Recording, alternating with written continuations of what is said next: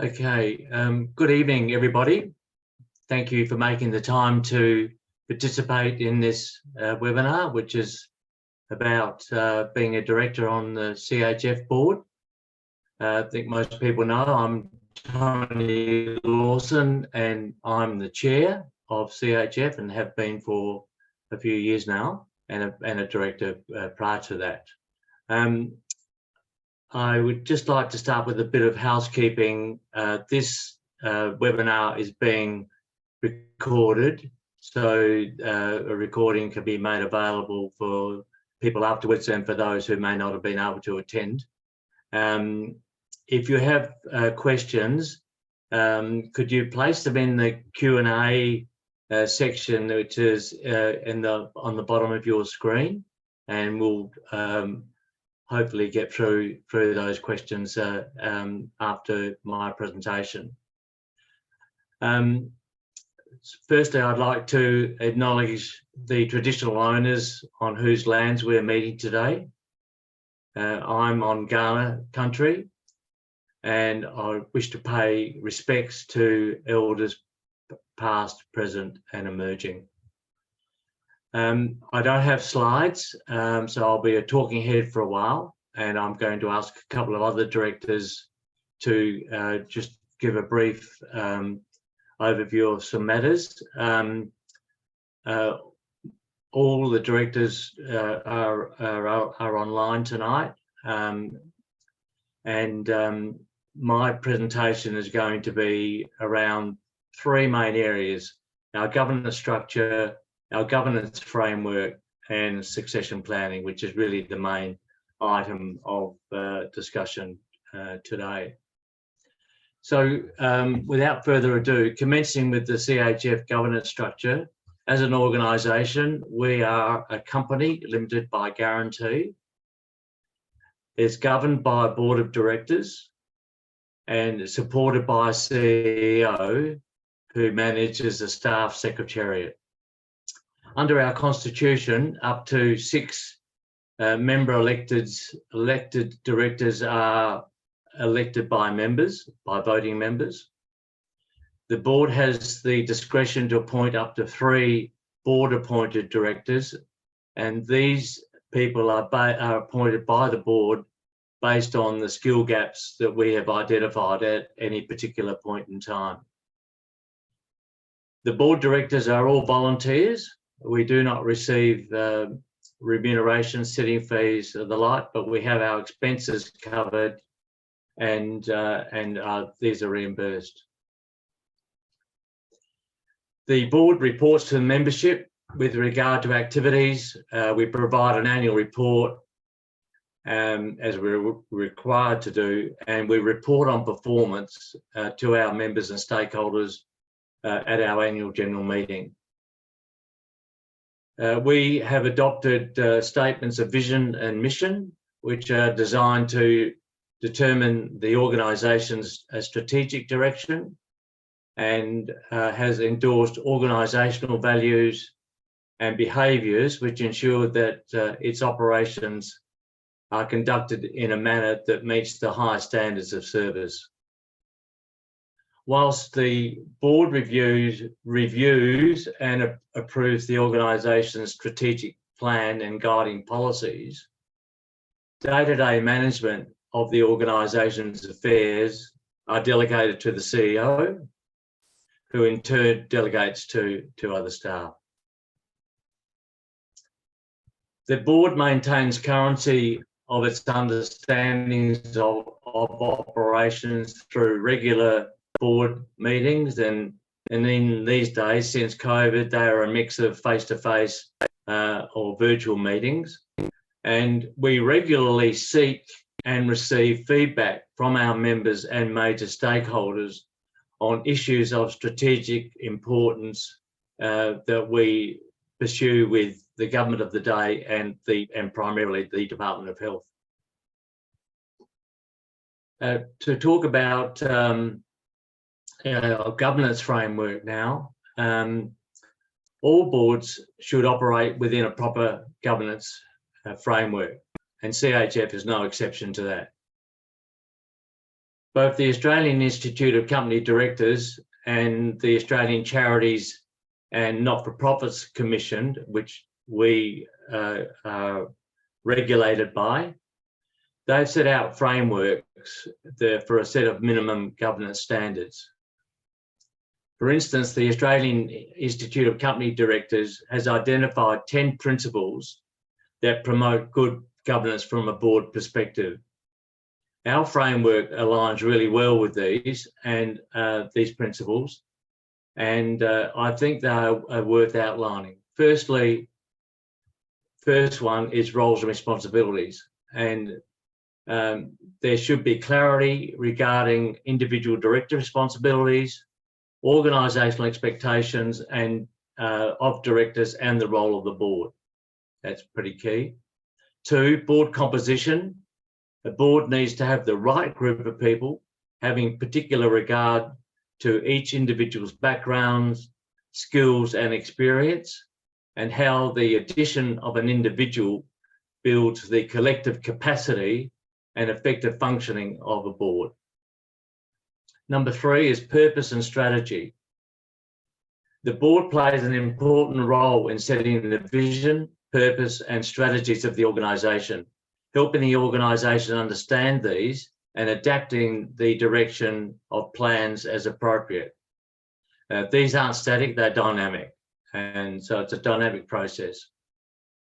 4, recognition or risk recognition of it and management of it. By putting in place an appropriate system of risk oversight and internal controls, boards can help increase the likelihood that their organisation will deliver on its purpose. Number 5 is organisational performance. The degree to which an organisation is delivering on its purpose can be difficult to assess, but this can be aided by the board assessing and determining appropriate performance categories and indicators for the organisation and indeed the CEO. Board effectiveness.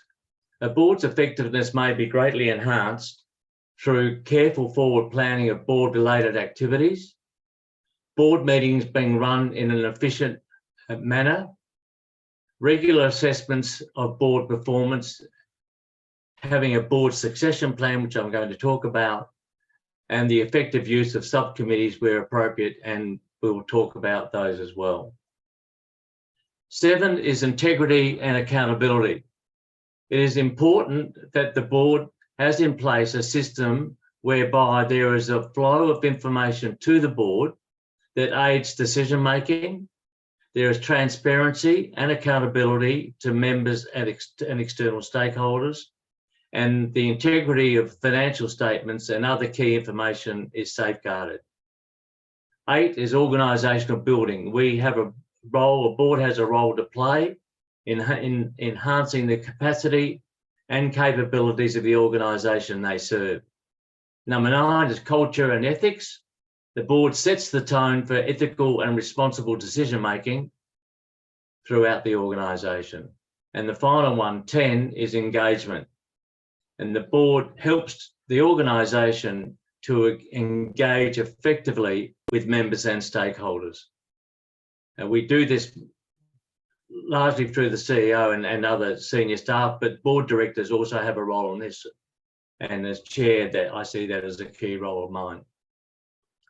As stated, CHF has a vision and mission and a set of strategic objectives. These have been developed in conjunction with our members and key stakeholders and are kept under constant review. Our vision is to have a world-class health and social care system centred on consumers and communities. Our mission is to draw on consumer and community knowledge and experience to relentlessly drive innovation and improvements to the Australian health and human service system. So they really are raison d'etre. Our strategic objectives are advocating for impact, because we are an advocacy body, having consumers shaping health policies and programs, partnering for purpose, and that is partnering with with our members and other key stakeholders, and of course, being resilient and strong. Our areas of focus in implementing our objectives include a number of areas: safety and quality, consumer participation, of course, primary and integrated care reform, prevention and the social determinants of health, health financing and design, including private health insurance reform, and national medicines policy and pharmacy reform. And pharmacy reform is a bit of a key issue at the moment. So picking up on these objectives, we provide regular submissions to governments and the department on our key objectives, including at budget time and also in the run-up to elections, but also at other times on key issues, and we often respond to requests for submissions on particular subject matters. I think most people would be aware that we were awarded $10.5 million over 4 years in the most recent federal budget. And we are currently in negotiations with the department on the priorities they have for us to undertake. We are ensuring that these match with our key objectives, and indeed we held a special board meeting just last week to review these requirements and our strategic capacity to fulfill the outcomes. That's a work in progress. So to support the work of the board, we have 2 major board committees, and from time to time we do set up ad hoc committees, working groups, etc. But the 2 main standing committees deal with governance matters, and the other deals with finance and risk. Now I'd like to call on Jo Watson now, our Deputy Chair, who's also Chair of the Governance Committee, to provide a brief overview of the workings of the Governance Committee. Over to you, Jo. Thanks. Thanks, Tony. So welcome everyone, and the Governance Committee, as Tony said, is an advisory committee really to the board of CHF. It has a terms of reference. It was originally initiated at the direction of the board back in 2017, as the organisation was about to embark on a series of reviews around its internal policies as well as the CHF Constitution. I mean, the primary focus really, if you like, the primary function of the Governance Committee is to advise the CHF Board of Directors in a regular way on matters pertaining to the policies, the procedures, and the constitution of the organisation.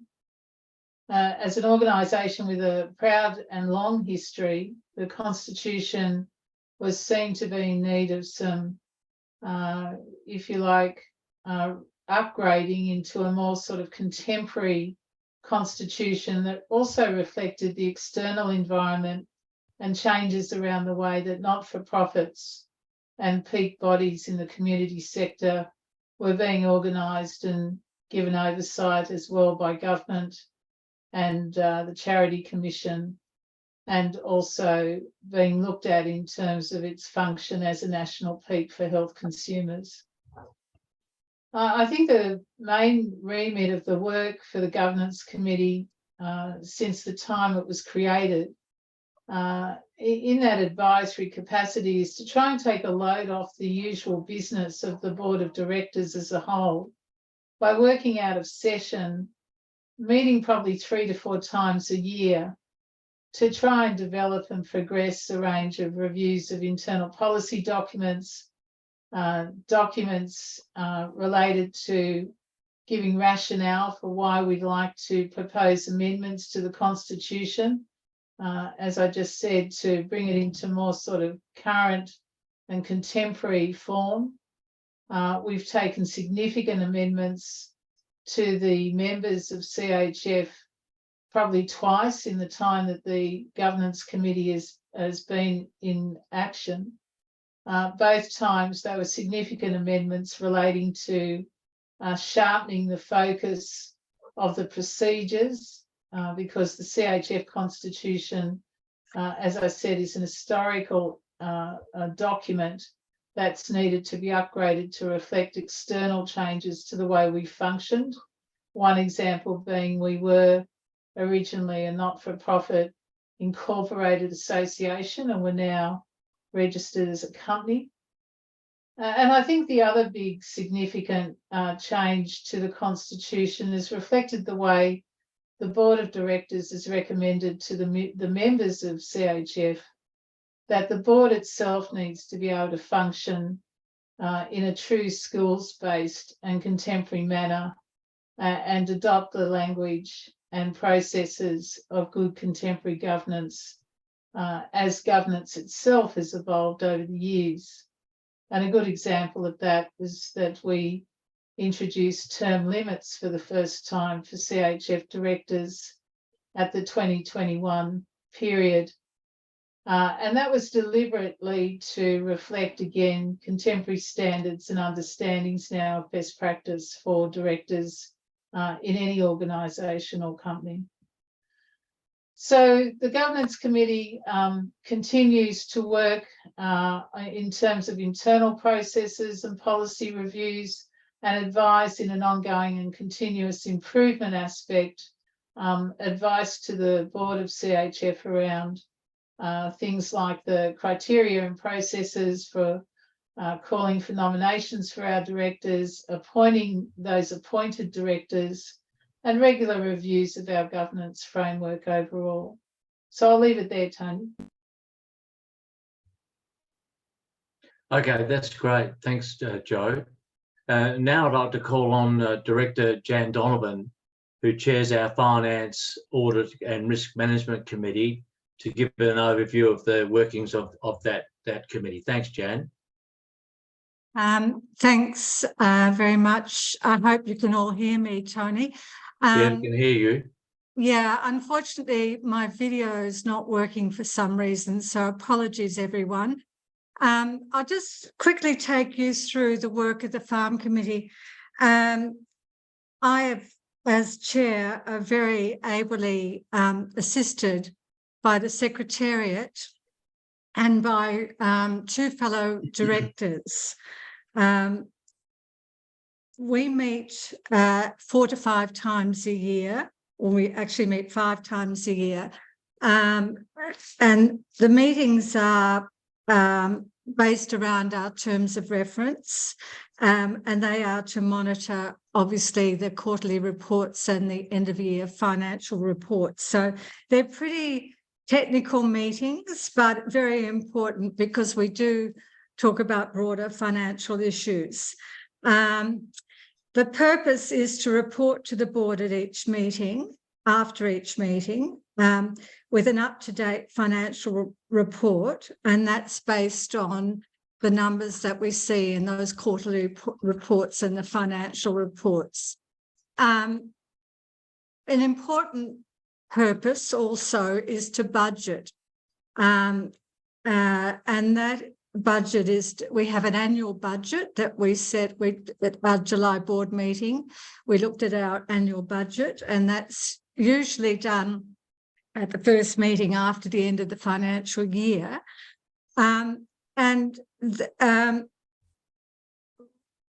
What we're doing as part of that budget process is also reviewing our internal accounting systems. And to do that, we've brought on a CHF accountant whose role is to work on a daily basis on our accounts. Part of that is to also update our accounting system. So that's been a work in progress, and it's very important work that we are working to financial and accounting standards, and that's all being updated. So the skill on the board and the skill of the financial skills of the directors is important. And I think we have been blessed with directors who have got very good financial skills. A number of our directors sit on other boards, so that has been very helpful.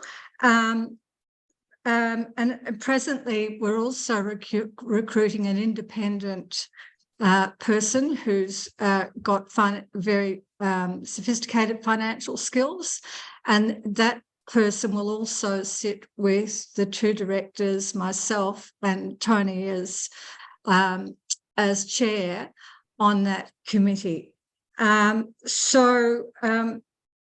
I guess I'll leave it there, Tony, and wait for any questions. And again, sorry that you can't see me. No, that's fine. Thanks, Jan. As Jan indicated, as chair, I'm ex officio on both those committees, and I attend all those meetings where possible. So now I wanted to turn to the very important issue of succession planning. So what is a board succession plan? A board succession plan is an organisation's long-term strategy that describes a set of actions required for replacing a board director and identifying successors for a board's leadership roles. Board directors can leave their positions for a variety of reasons, and there are two main ones. An emergency departure occurs when a board director decides to resign on short notice. There's unexpected health or family issues, or in extreme circumstances, a board director is removed from their position because of some untoward activities. And usually a planned departure happens when a board's director's term limit is approaching. However, no matter what the reasons for a director's departure is, an organisation needs to start planning ahead, as the process can be really quite time-consuming. Most contemporary boards, irrespective of them being for-profit or not-for-profit, and we're a not-for-profit, ensures that they have a sound succession plan. Those that do not can run the risk of suffering a huge turnover of directors, resulting in loss of skills, expertise, and corporate knowledge. In terms of succession planning, one of the major issues for boards is looking at their own composition. Composition ought to be considered as a way of ensuring that there is a sufficiently diverse range of skills, backgrounds, and perspectives at the board table to enable robust discussions and good governance. This will ultimately afford the board greater opportunity to make informed decisions, which also coincides with a director's individual duties of care and diligence. So succession plans minimise the risk from unexpected turnover, while maximising the opportunities associated with acquiring fresh talent. They help formalise the organisation's commitments to its diversity goals. They help define and measure individual director performance, which can lead to fulfil organisational development initiatives.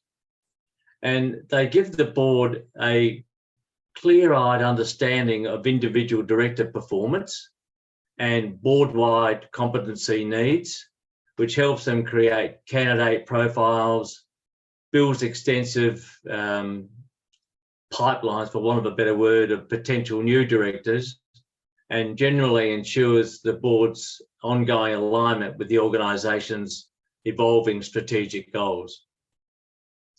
So managed successfully in the structured context of a succession plan, a board's turnover can be one of its greatest assets, enabling it to continually adjust its composition in ways that optimise its oversight and strategic planning mandates. In short, a strategic board succession process is crucial to the success of a modern board.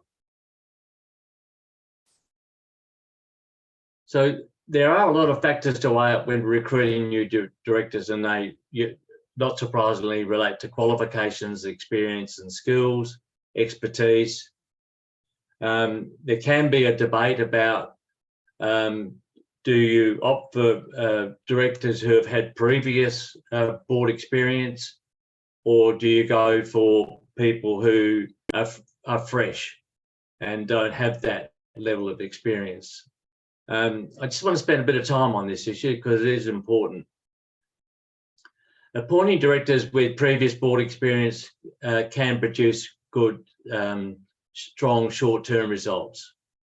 While those results are not a hallmark of long-term performance, experienced directors know how boards function, what the general expectations are, and how to orient their lives around a typical director and board schedule.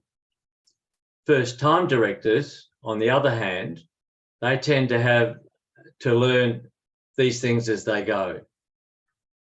For this reason, boards should look for people with previous board experience when rushing to fill unexpected vacancies or when the organisation is undergoing some kind of immediate crisis.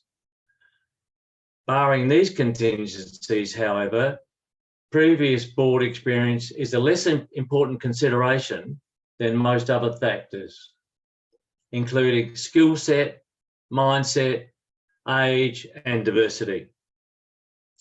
Because their lack of prior board experience is only a temporary impediment. Many first-time directors grasp the role within a pretty short period. And gaps in knowledge can be partially mitigated by appointing each new director with a formal mentor. It could be another director on the board, or providing opportunities for education. And the final one in this, the important area, is time. Most first-time directors underestimate the time commitment of a director. In high-performing organisations, it is estimated that directors spend an average of 200 hours and 20 to 30 days per year on board work, excluding travel. And this is just the baseline. When there are crises or urgent opportunities come along, these time estimates can increase.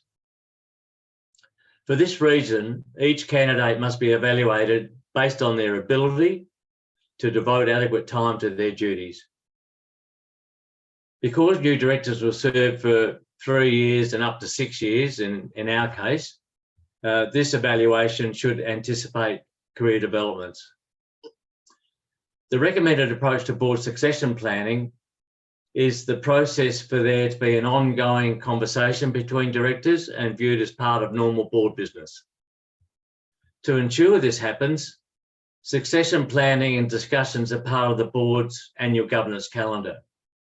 Dealing with board succession on an ad hoc basis can lead to suboptimal decisions on the board's decision-making dynamic and its ability to discharge its governance and legal duties.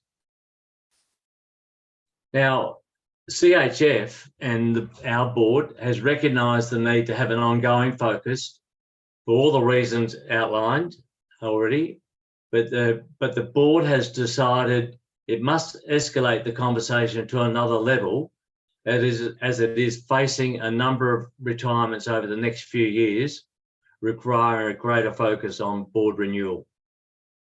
For example, the terms of the key office holders, the deputy chair and chair, will end in 2024 and 2025 respectively. Accordingly, CHF needs to have new leadership in place sooner rather than later. While we have a pool of highly skilled and experienced directors that can be drawn upon from the current board, a number of them are also reaching the end of their terms in the next 3 years. So it is time for CHF to also attract new board directors to ensure that CHF continues as a strong, credible organisation and continues to fulfil its vital role as the recognised peak consumer health organisation in Australia. The first practical thing that we did was to conduct to conduct regular skills audits, but we conducted a skills audit not so long ago, And I'd like now to ask Board Director Rowan Cockrell if she could just provide an overview of the outcomes of our last school audit. Thanks. Over to you, Rowan. Thanks, Tony. I guess in regard to the skills audit that we did, and we addressed and looked at what did the board need, what did we have, and where were we heading. The most important thing this board felt was important was that we align with our strategic focus for the future. And so, for those that are familiar with the plan, the objectives are advocating for impact, consumers shaping health, partnering for purpose, and resilience, being resilient and strong. That's often what we look at when we're trying to look at what do we need to bring to the table. The existing board has quite a broad set of skills at the moment, but equally, as Tony said, we're looking for new and refreshed look as well. I think the very important part of this is actually to say, what do I bring? If I'm interested, what could I bring to the board? And I think it's probably looking at those key themes, the strategic themes of where the foundation's going, where the forum's going, to just make sure that you're bringing something to the table and that you're very passionate about where you're heading and why you want to contribute. The sort of skills and experiences that we're looking at, that's what we bring to the table. It's what we've learned throughout our working lives. And then we've got capabilities, which is what we've learned as part of our careers and our professional lives. I think very importantly, we all know that any board director has the opportunity to shape direction of the organisation, but what we do know is we've got fiduciary duties and a legal responsibility. They're critical to how we manage the organisation's performance and financial management. And it's critical to everyone that becomes a director that they actually have those skills and take on that responsibility. But I think it's really important to look at other meaningful contributions that people might consider that they can bring to the table. And some of those sort of requirements would be looking at how we might diversify and extend consumer and stakeholder networks. What do we bring to the table? Who do we know? What are our strategic networks that we all have in different ways, and we all bring something different to the table, and what we can bring to the table regarding partnerships. All partnerships are important when you're running organisations such as the Consumer Health Forum. Bringing the thought leadership to the table, bringing a variety of skills of different organisations is really important to add the diversity to the discussion, so that we just don't have a solid think tank. We've actually got a diverse range of ideas. And then everyone brings in skills that are really important to the core skills of the board, which include financial governance and risk management and experience in leadership. But think about what the qualities are that you do bring, and look at what your policy and your communication backgrounds are, what public relations you might explore. Do you have any marketing that might be of value, IT? And look at the skills that you might bring. We're not targeting any particular gaps this year. What we're looking for is people to come that are building very strong skills that will complement the rest of the board. And I think the really important thing is actually ask yourself, do I have something that I can offer? And then provide that, and actually seriously consider looking at what you can offer to the forum in the board capacity, because we're looking for passion to actually take us to the next level. It's very exciting that we've got some funding that we can now look forward to take us to the next level. It's whether you as a group, if there's anyone amongst you that feel that you could offer something with great value. So if you feel that you're not sure, please ask. But really importantly, in your roles, in your current jobs, there's many of you that will bring a great skill set to the board as we need it today. Thanks, Good. Tony. Good, thanks, Ryan. That was very good.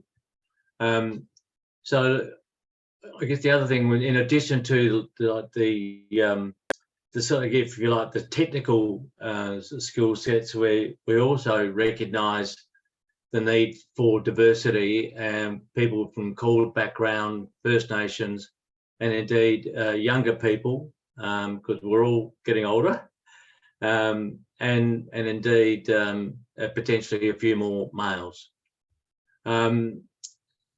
So, as I say, diversity is paramount. We really really take that seriously.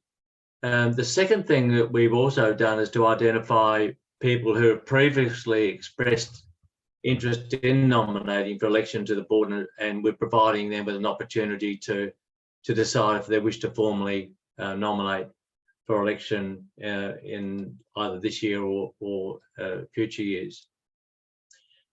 As previously stated, under our constitution, we also have the capacity to appoint up to 3 appointed directors for terms to be decided to fill particular skills and expertise gaps at any given time. And we'll continue to follow that practice as well. The Constitution also has a requirement that no elected director is able to sit on the board for more than 2 terms of 3 years. As Joe indicated, we made that change in our Constitution. And this does ensure that we do have some regular renewal, planned renewal, but I guess we are reaching a bit of a bottleneck now with some retirements and term expiries. So that constitutional requirement assumes that the directors are elected can be elected at the end of their first term as well.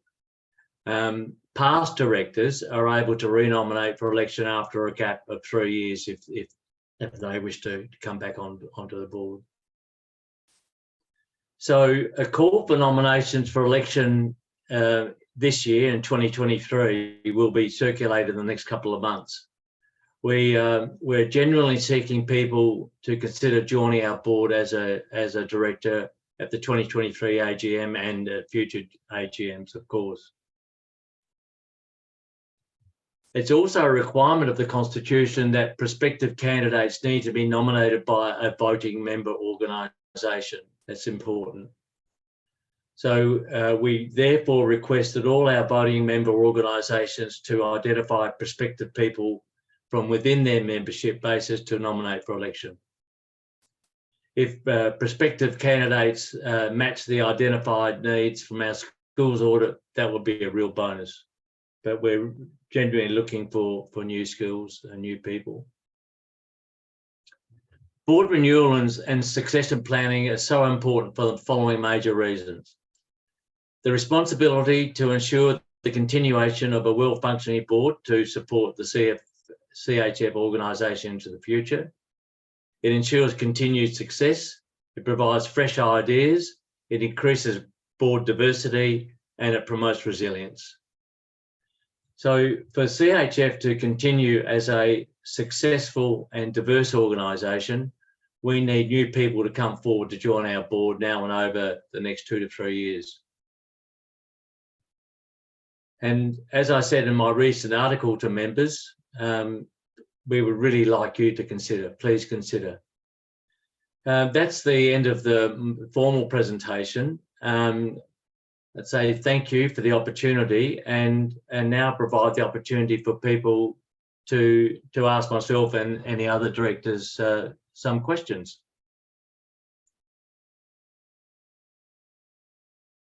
Tony, it's Rowan here. I would say that there's been on the Q&A that there's been lots of questions being answered by people as you've talked, so that's been great. Okay. Right. Which is really helpful. There's one question here. I wonder whether you wanted to answer live or as opposed to typing. Someone's written in, is there anything in particular, KPIs or necessary expenditures that the funding from the Department of Health and Aged Care brings that represents a particular challenge or lack of experience from the current board? Would you like to answer that?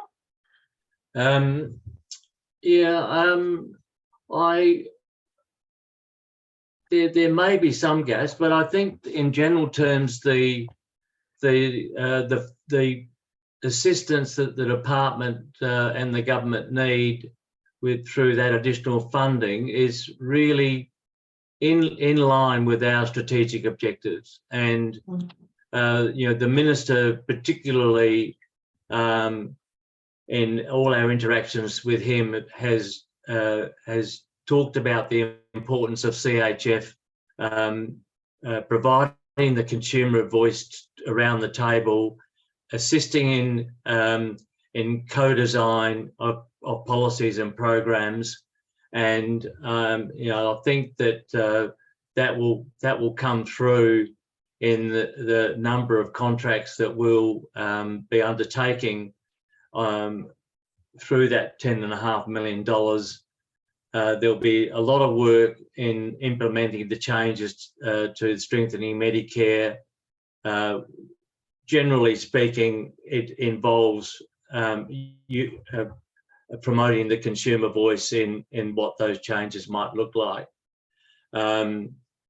It'll be in all the key areas of policy: medicines policy, pharmacy reform, and so forth. So I guess we will need to keep abreast of what's being asked of us and be really nimble to identify if there are particular gaps and to be able to tap into those gaps through drawing on particular member organisations or particular people in member organisations that we know about that have those particular expertise. Yeah. I'm asking some of the questions. I don't mind doing that. Good on you, Rob. Just filtering a couple of the questions. There was a question around there's an understanding that the sitting fees aren't paid in our organisation, but could this be a barrier to minority groups and that we're trying to attract? Has this been given consideration? Yeah, it's an interesting point. It's not as though we're not able to. I guess it's never been first and forefront of our minds about providing that, but that's certainly something that we could consider if there was a situation where someone may not be able to sit on our board and are able to provide a really good contribution, then that's certainly something that we would need to look at. Yep. Joe, I might ask you this question. There's a question around: do we have to be nominated by a consumer group, or as I chair a specialist group or a consumer health forum, or can I be nominated by the Consumer Health Forum of Australia? So perhaps people understanding how to be nominated. Sure. So the current CHF Constitution lays out the rules for how we elect directors to the board of CHF, and a voting member is the member category by which someone can be nominated for the purpose of sitting as a director. And a voting member is a member organisation of CHF that's gone through particular approval processes because they've met the criteria of what the Constitution again outlines is the criteria to be met to be a voting member organisation. And it's pretty clear in the Constitution that the voting membership category is to ensure that there's one, transparency of who governs the voting member organisation, and that the transparency confirms that the voting member organisation is an organisation that upholds the vision and the principles by which we understand a consumer organisation. And it really talks to the centrality, if you like, of understanding that it is consumer-led and governance arrangements accordingly reflect what is the mission and objectives of our organisation as CHF. So in other words, the power and the vote of CHF belongs to consumers, and they're the ones that get to choose who becomes an elected board director. In saying that, the Constitution also allows for up to three current board directors who are appointed rather than elected, and the appointment power lies with the board. So the board of CHF does have the power to appoint up to 3 directors at any time to the board, and those 3 directors again meet a criteria that is set out in the Constitution that again speaks to the appropriateness of an appointment being a director that again reflects the vision and the objectives of CHF as a consumer organisation. So for those who aren't members of a voting member organisation, there are still other pathways by which you could be nominated or you could become an appointed director. And please feel free to reach out to myself or any other director if you want to discuss that and get guidance on that. We're very happy to discuss that further with anyone who's got an individual interest. Yeah, good. Yeah, thanks for that, Jo. That's a really good response. Rowan, you're the appointed question asker. So self-appointed. I actually think that question may have answered a couple of the questions on the Q&A, Jo. So that's great. I think people were just wondering how, if they weren't affiliated with a consumer or with a member relationship, how could they get in and get known to the foundation? I guess it's also about making contact and talking and letting people know they're there. But there are various ways that we can get people appointed to the board, or generally get a good mix across the board purely by the balance of member elected but also board appointed, which is always helpful. So just to confirm, so there was just a quick question, how many appointed directors are currently on the board? So what's the blend of the member versus board appointed, Jo? Yeah, so the Constitution allows for up to 3 appointed directors. That's right. Yep. And currently there are 3 appointed directors on the board. There are obviously term limits on it. Yep. Okay. Jo's just frozen. Did we lose Jo? Yeah. Yeah. Look, I might just finish that answering that question as just to reiterate, we have we've got 4, we've got 3. Is Jo coming back? I'm not sure. We've got 3 appointed director positions, and we currently have 3 appointed directors. But by the time of the AGM, we may have one vacancy, a vacancy of an appointed director. So we will communicate that in the eventuality of that.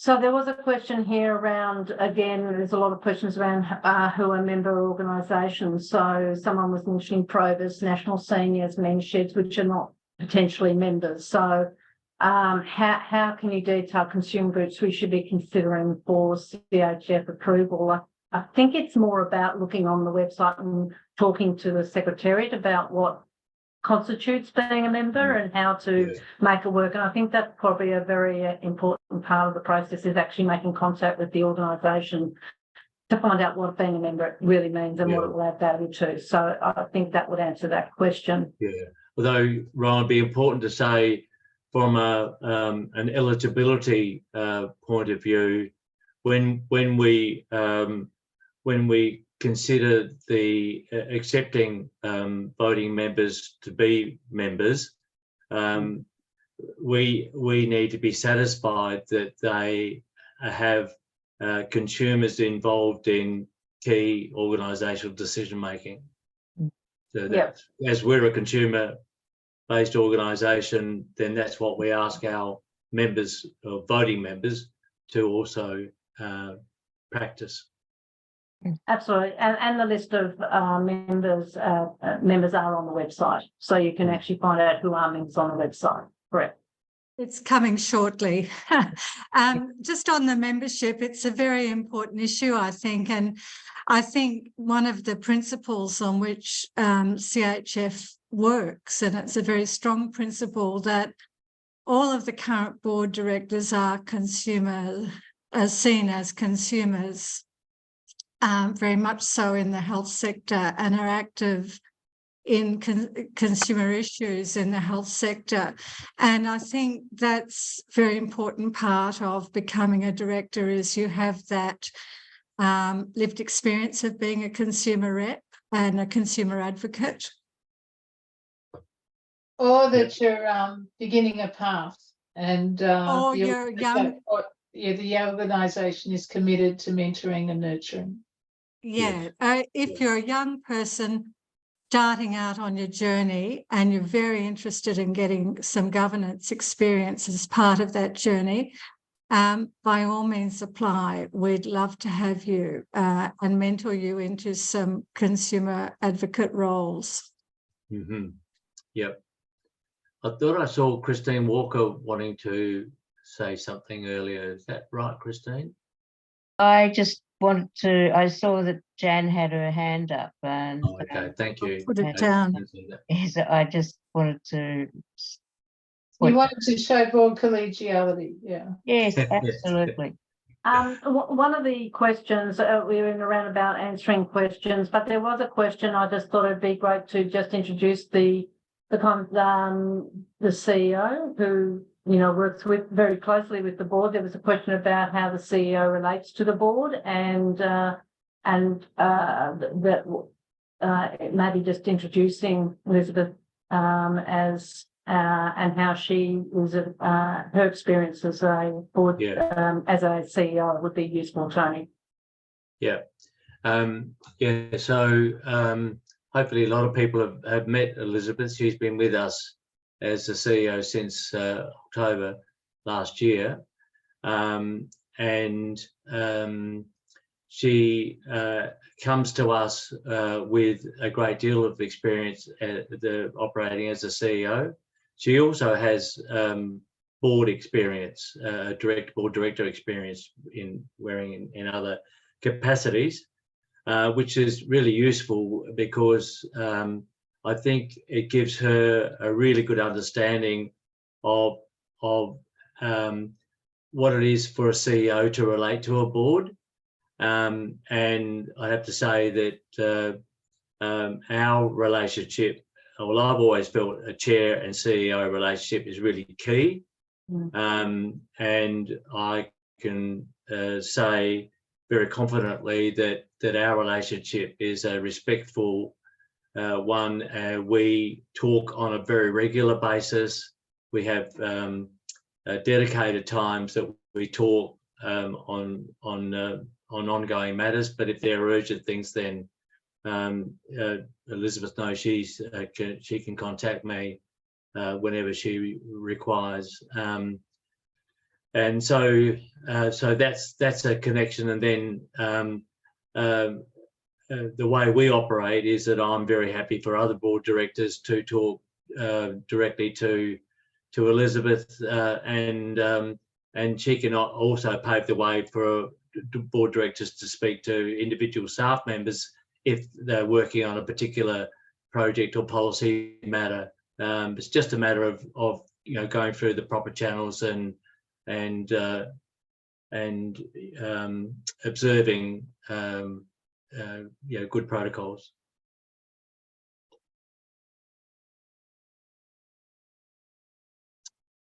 I think, Joe, you mentioned in one of your responses about when nominations are opening up. Maybe that's an option just to mention that again to the.